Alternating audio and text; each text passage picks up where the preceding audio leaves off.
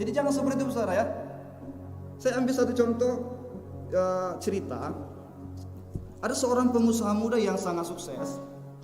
Dia bekerja keras dan sangat rajin. Siang dan malam dia juga rajin berolahraga. Kemudian juga makan makanan bergizi, minumannya juga teratur. Banyak orang menghargai kehebatan pengusaha muda ini, Bapak Saudara. Dia orang yang pintar dan cekatan. Namun pada suatu hari, istri dan anak-anaknya dan pegawai perusahaannya sangat kaget, Bapak Ibu. Karena apa? Karena pengusaha muda ini tiba-tiba mati.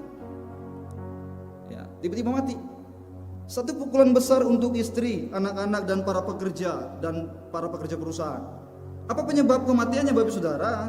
Penyebab kematiannya katanya karena dia kurang tidur.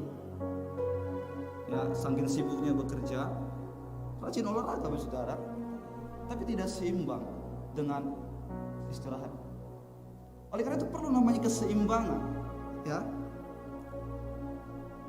Katanya ia hanya tidur 2 atau 3 jam sehari. Selebihnya hanya kerja. Ia lebih memusatkan perhatiannya pada kerja agar berhasil, sementara kebutuhan tubuh untuk istirahat tidak dilakukan. Dia selalu makan makanan bergizi tetapi tidak diimbangi dengan istirahat yang cukup. Ia rajin berolahraga tetapi tidak memberi waktu yang cukup bagi peserta untuk beristirahat. Keterikatan pada program dan keberhasilan selalu menjadi prioritas utamanya, sementara persyaratan kebutuhan yang sehat tidak diterima. Karena ketidakseimbangan antara kebutuhan mental, emosi, dan fisik, maka akan membuat kita menjadi orang yang punya kekurangan. Bapak Saudara, di mana kita ini? Terlalu sering kita kita rajin bekerja, tapi malas ibadah. Nggak seimbang dong. Kita terlalu rajin juga bekerja, tapi kalau nggak ibadah apa gunanya? Terlalu rajin juga kita pelayanan, ibadah setiap minggu, tetapi dalam pekerjaan keluarga kita hancur juga. Apa itu? Perlu namanya keseimbangan, Bapak Saudara.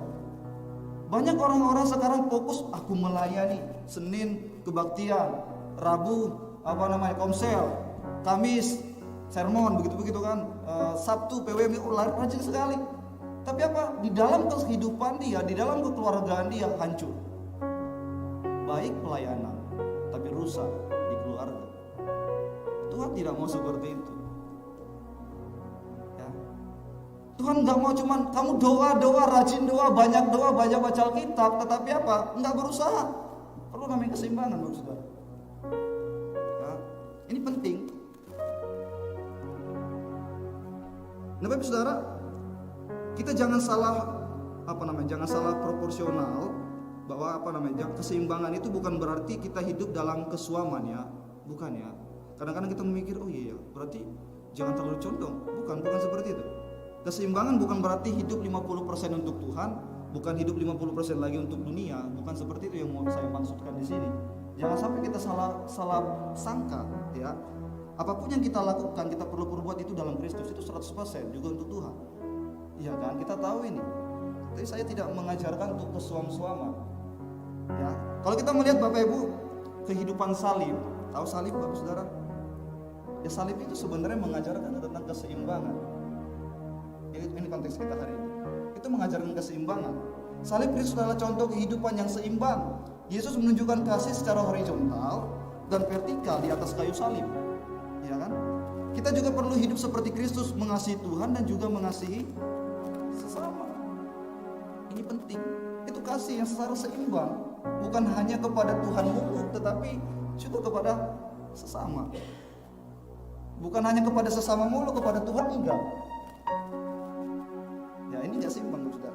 Di dalam Matius 22 ayat 37 sampai 39 berkata gini.